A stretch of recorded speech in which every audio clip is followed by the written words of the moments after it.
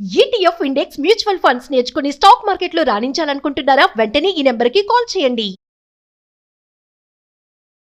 అమ్మ నమస్కారం. నమస్తే సంగీత. అమ్మ, భార్య కానివ్వండి, భర్త కానివ్వండి, ఉమ్, వారికి నచ్చిన వ్యక్తితో ఉన్నప్పుడు ఆపోజిట్ పర్సన్ భార్య భర్త చూస్తారు. చూసినా కూడా పరువు కోసమనో, నలుగురు ఏమనుకుంటారు అని, పిల్లలు ఉన్నారనో పిల్లలు ఉన్నారు, వారి భవిష్యత్తు ఏంటి అని చెప్పేసి చూసి చూడనట్టు వదిలేస్తే వీరు అదే తప్పును మళ్ళీ మళ్ళీ చేస్తూనే వాడు ఉంటారు. ఊరుకున్నాడంటే వాళ్ళకి ఇంకా ఛాన్స్ ఎక్కువ. ఇస్తూనే ఏమంటలేదు ఉంటారు. లేదు. అది అవును. తప్పు తెలుసుకున్నారే, చూసినా కూడా నా భర్త కానీ భార్య కానీ నన్ను ఏమనలేదు అంటలేదు అని అని చెప్పి రియలైజ్ అయితే రియలైజ్ ఎందుకు అవ్వలేకపోతున్నారు? పరీక్ష రాసే విద్యార్థులు ఉంటారు, కాపీ కొట్టేవాడు ఉంటాడు, వాచర్ అందరినీ చూసుకుంటూ ఉంటాడు. వీడు ఏదో దొంగతనంగా సార్ లేనప్పుడు వాచర్ అటుపోయినప్పుడు వీడు ఏదో చూసి కాపీ కొడుతూ ఉంటాడు. ఉమ్, ఉమ్. ఆయన చూడటం లేదు అనే ఉద్దేశంతో కర్మంజాలకు ఆయన కళ్ళ పడింది అనుకుందాం. పడింది కానీ ఆయన వీడిని ఏం అనలేదు, చూసి చూడనట్టు ఊరుకుని వెళ్ళిపోతున్నాడు. వీడికి అర్థమైంది ఆయన చూశాడని. చూసినా నన్ను ఏమంటలేదంటే పర్వాలేదనమాట అని ఇంకా ఇంకా ధైర్యంగా చేయడం మొదలెడతాడంటే వాడికి ఒక అవకాశం ఇచ్చినట్టు అయింది. ఆయన చూసి వాడికి పనిష్మెంట్ ఇవ్వకపోవటం వల్ల ఆయన ఊరుకున్నాడు, నన్ను ఏమనడు అనే ధైర్యం తప్పు చేయడానికి మరింత ప్రోత్సాహం ఇస్తుంది అది. ఉమ్. ఇంకా ఇంకా మళ్ళీ మాట్లాడితే వాడు ఎదురుగుండా టేబుల్ మీద పెట్టుకునే రాయడం మొదలెడతాడు. ఎందుకని సార్ ఏమంటలే కదా. ఆ. అంచేత అది వాళ్ళకి ఒక ప్రోత్సాహం అవుతుంది. తప్పుని దండించకపోతే, తప్పుగా మనం వాళ్ళకి తెలిసేలా చెయ్యకపోతే దాన్ని ఇండైరెక్ట్ గా సమర్థించినట్టు అవుతుంది. ఉమ్. అంచేత వాళ్ళు రెచ్చిపోతుంటారు.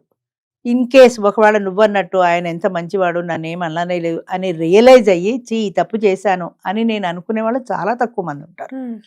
ఒకవేళ అలా ఎవరైనా అనుకొని నేను ఈ తప్పు చేయకూడదు, నా భర్త చూసి కూడా నన్ను ఏమనలేదంటే ఆయన ఎంత మంచివాడు, అంచేత వీళ్ళే వాళ్ళ తప్పును వాళ్ళు తెలుసుకొని ఒకవేళ పశ్చాత్తాపపడి జాగ్రత్తగా నేను ఉండాలి అనుకుంటే అది చాలా చాలా కష్టం. 190 కష్టం. ఎందుకంటే ఒక ముద్ర పడిపోయింది. ఆ అమ్మాయి క్యారెక్టర్ మంచిది కాదనో, వీడు కాపీ కొడతాడనో, వాడు దొంగనో ఒక ముద్ర పడిపోయింది వాళ్ళ మీద. ఉమ్. ఆ ముద్రలోంచి వాళ్ళు బయటికి రావడం అనేది నార్మల్ పీపుల్ లాగా కాదు కదా. వాళ్ళు ఎక్స్ట్రాగా శ్రమ పడాల్సి ఉంటుంది. నేను దొంగను కాదు అని వాళ్ళని వాళ్ళు ప్రూవ్ చేసుకోవాల్సి ఉంటుంది. నేను కాపీ కొట్టట్లేదు అని వీడిని ఇప్పుడు నెక్స్ట్ ఎగ్జామ్ వచ్చింది అనుకో, వీడు రియలైజ్ అయ్యాడు, సార్ నన్ను ఏమి అనలేదు, నేను ఈసారి కాపీ కొట్టకూడదు, జాగ్రత్తగా ఉండాలి. అదే వాచర్ వచ్చాడు అనుకో, ఆయన ఒక కన్ను ఎక్కువ వేస్తాడు వీడి మీద. ఎందుకని లాస్ట్ టైం కాపీ కొట్టాడు కాబట్టి వీడు మళ్ళీ కాపీ కొడతాడేమని ఒక కన్ను జాగ్రత్తగా వేస్తాడు. ఉమ్. అదే విధంగా ఒక దొంగ ఉన్నాడు అనుకో, వాడు దొంగతనం చేశాడు, జైలుకి వెళ్ళొచ్చాడు, శిక్ష పడింది, అందరికీ తెలిసింది. వాడు మీ విషయంలో చాలా జాగ్రత్తగా ఉంటారు. ఎందుకని వాడు దొంగ అనే ఒక ముద్ర పడిపోయింది కాబట్టి. వాడు మారానన్నా అంత తేలిగ్గా నమ్మరు కదా. ఉమ్. వాడు మారినట్టు ప్రపంచానికి తెలియాలంటే వాడు ఇంకా ఎక్కువ శ్రమ పడాల్సి ఉంటుంది. అలాగా ఒక తప్పు చేసిన స్త్రీ కూడా, ఒక స్త్రీ కానీ ఒక పురుషుడు కానీ తప్పు చేసినప్పుడు అవతల పార్ట్నర్ చూసి కూడా ఏదో ఒక కారణాల వల్ల, వ్యక్తిగత కారణాల వల్ల వీళ్ళనేమి మందలించినప్పుడు అది వీళ్ళకి ప్రోత్సాహం అవుతుంది మెయిన్గా. ఎందుకంటే వాడు నన్ను ఏం అనలేదు కదా, వాడు ఏం అనడలే అనే ధైర్యం ఉంటుంది. ఉమ్. దానివల్ల ఆ తప్పుని ఇంకా కంటిన్యూ చేస్తారు. అలా కాకుండా ఒకవేళ నేను ఈ తప్పు చేసినా నా భర్త నన్ను ఏమంటలేదు, నా భార్య నన్ను ఏమంటలేదు, వాళ్ళు ఎంత మంచి వాళ్ళు, వచ్చి నేను ఇలాంటి తప్పు చెయ్యకూడదు అని వాళ్ళు రియలైజ్ అయితే పాపం అలా చూసినా కూడా చేతగాని వాడు నన్ను అంతే అనుకుంటారు, నన్ను వేస్ట్ అని చెప్పేసి అన్న దాంట్లో క్యాలిక్యులేషన్ చేస్తారు అంతే కదా. అలాగే క్యాలిక్యులేట్ చేస్తారు. ఎందుకంటే వాడు ఊరుకున్నాడంటే వాడు చేతకాని వాడు కాబట్టి ఊరుకున్నాడు, ఉమ్. వాడికి ఆ దమ్ము లేదు, వాడికి ఆ ధైర్యం లేదు అనుకుంటారే తప్ప వాళ్ళలో ఉండే మంచితనం అన్న పార్టీని వీళ్ళు గుర్తించరు. 1% ఒకవేళ ఎవరైనా గుర్తించి రియలైజ్ అయ్యి నేను ఇలా తప్పు చేయకూడదు, నా భర్త నేను మోసం చేయకూడదు, వాడు ఎంత మంచివాడు కాబట్టి చూసినా నన్ను ఏం అనలేదు అని అనుకున్నారు అనుకో, ఆ సంగతి వాళ్ళు ప్రూవ్ చేసుకోవాలి కదా. అంటే వాళ్ళ బిహేవియర్లో, వాళ్ళు ఫ్యామిలీలో నేను ఇలాంటి వ్యక్తిని ఒకప్పుడు అయి ఉండొచ్చు కానీ ఇప్పుడు నేను మారాను అన్న వాళ్ళలో వచ్చిన మార్పు అవతల వ్యక్తులకి తెలియాలంటే వీళ్ళు చాలా కష్టపడాలి. ఎంతసేపు అదే ఒక బ్రాండ్ పడిపోయింది, ఒక దొంగని, ఒక కాపీ కొట్టేవాడని, ఇలా ఎప్పుడైతే బ్రాండ్ పడిపోయిందో ఆ బ్రాండ్లోంచి బయటికి రావడం కష్టం. అది చాలా శ్రమ పడాల్సి ఉంటుంది. అంటే వాళ్ళు ఎలా చేయాల్సి ఉంటుంది అంటే భర్త మీద ఒక ప్రత్యేకమైన శ్రద్ధ చూపించడం ప్రతి క్షణం, అలాగే పిల్లల్ని జాగ్రత్తగా చూసుకోవడం, ఫ్యామిలీకి సంబంధించిన రెస్పాన్సిబిలిటీస్ అన్నీ కూడా ఫుల్ఫిల్ చేయడం. దాని ద్వారా మా ఆవిడ ఇదివరకుట్లా లేదే, లేదా నా భర్త ఇదివరకుట్లా లేడే, కొంచెం మార్పు కనపడుతోంది అనే రియలైజ్ అవ్వాలి. అవతల వాళ్ళు గుర్తించేలాగా వీళ్ళు కష్టపడాల్సి ఉంటుంది. అదే ఒక భార్య అనుకో, భర్త అనుకో, మా ఆయన ఇదివరకు లేటుగా వచ్చేవాడు, ఇప్పుడు ఆఫీస్ నుంచి పెందరాళ్ళే వస్తున్నాడు, ఇదివరకు గర్ల్ ఫ్రెండ్తో తిరిగేవాడు, ఇప్పుడు తిరగటం లేదు, పిల్లల్ని బాగా చూసుకుంటున్నాడు, నన్ను బాగా చూసుకుంటున్నాడు, మమ్మల్ని బయటికి తీసుకెళ్తున్నాడు అని ఆమె రియలైజ్ అవ్వాలంటే ఆయన శ్రమ పడాలి కదా. ఆయన ఆ టైంని కుటుంబానికే కేటాయించాలి. ఇదివరకు గర్ల్ ఫ్రెండ్తో తిరిగిన టైం అంతా కుటుంబానికే కేటాయించాలి. ఫోన్లు గట్రా ఏమైనా ఉంటే బంద్ చేయాలి. ఆమెతో రహస్యంగా ఫోన్లు మాట్లాడుకోవడం, బాత్రూంలోకి వెళ్ళి మాట్లాడుకోవడం, ఇలాంటి పనులు చెయ్యనప్పుడు నా భర్త మారాడు అనే ఇన్ఫర్మేషన్ భార్యకు అనిపిస్తుంది. అలాగే నా భార్య మారింది అనేది అభిప్రాయం భర్త కలగాలి. ఆ అభిప్రాయం వాళ్ళకి కలగాలంటే వీళ్ళు ఎంత కష్టపడాల్సి ఉంటుంది.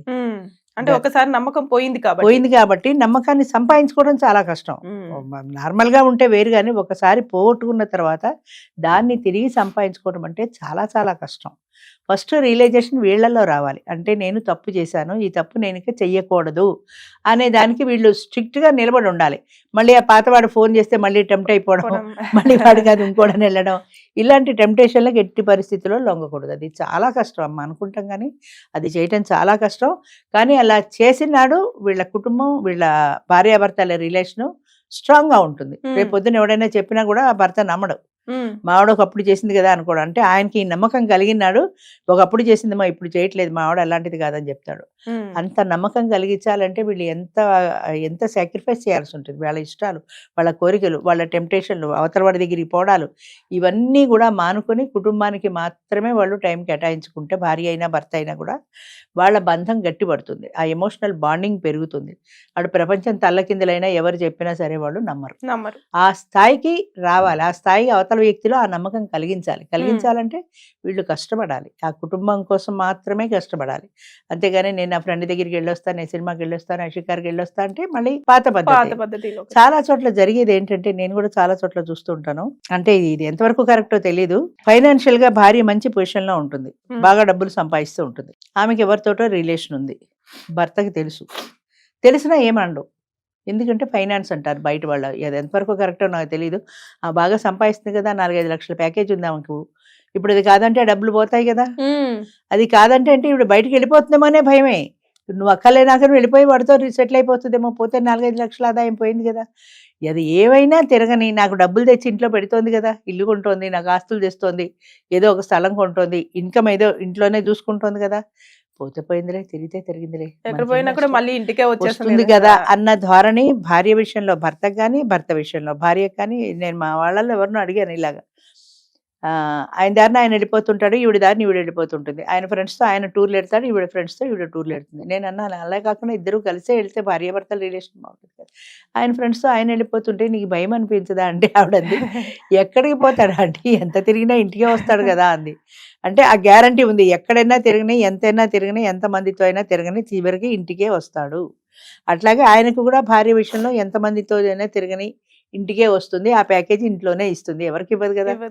అంచేత ఆ ధైర్యం ఉన్నప్పుడు, అంటే ఈ ఫైనాన్షియల్ రిలేషన్ ఇద్దరి మధ్యన బాండింగ్ ఏంటంటే భార్యాభర్తల సంబంధం కాదు, ఫైనాన్స్.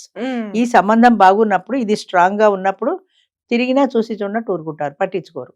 వాడికి తెలిసిన ఆమెకు తెలుస్తుంది, ఆమెకి తెలిసిన ఆయనకి తెలుస్తుంది. తెలిసినా అది నన్ను అడగటం లేదు కదా అని, అది నన్ను అడగట్లేదు కాబట్టి మిగతా విషయాల్లో అంతా బాగానే ఉంది కదా, నేను ఇంటికి తెచ్చి ఇంట్లోనే డబ్బు ఇస్తున్నాను కదా, ఇంట్లో స్థలాలు, పొలాలు, బంగారాలు ఏం కావాలనుకుంటున్నాను కదా అని ఆయన అనుకుంటాడు, ఆవిడ అనుకుంటుంది. అంచేత ఈ ఫైనాన్స్ అనేది ఇద్దరి మధ్యన బ్రిడ్జ్ అయిపోతుంది.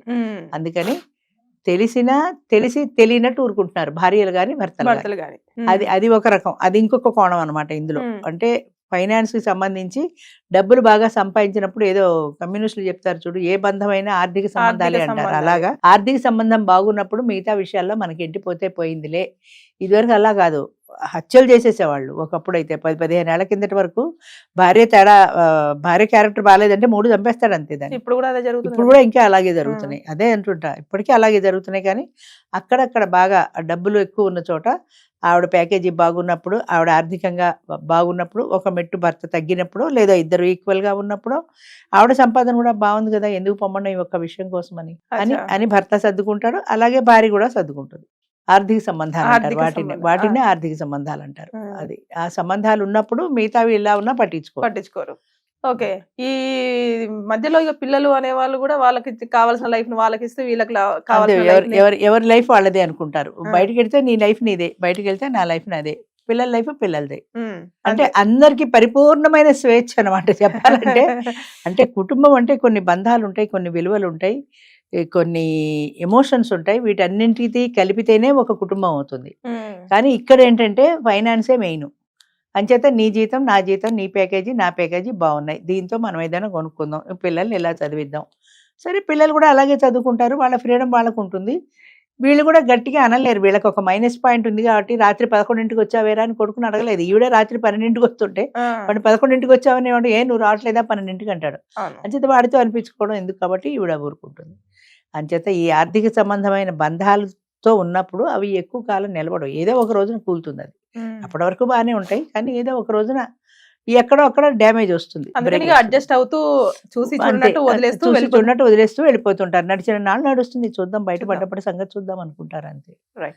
అంచేత ఇలాంటివి బంధాలు శాశ్వతమైనవి కాదు. ఎప్పుడైతే ఒక కుటుంబం దానికి కొన్ని పరిమితులు ఉంటాయో ఆ పరిమితులకు లోబడి వాళ్ళు సంసారం చేసినప్పుడు, పరిమితుల్లో ఉన్నామని అనిపించినా కూడా దానికి ఒక సేఫ్టీ ఉంది, ఒక సెక్యూరిటీ ఉంది, ఒక బాండింగ్ ఉంది. ఇవేమీ ఉండవు మిగతా భాషల్లో. ఉమ్, ఆర్థిక సంబంధమైన బంధాలు ఉన్నప్పుడు ఇలాంటివి. ఇలాంటి థ్యాంక్ యూ అమ్మా. Thank you.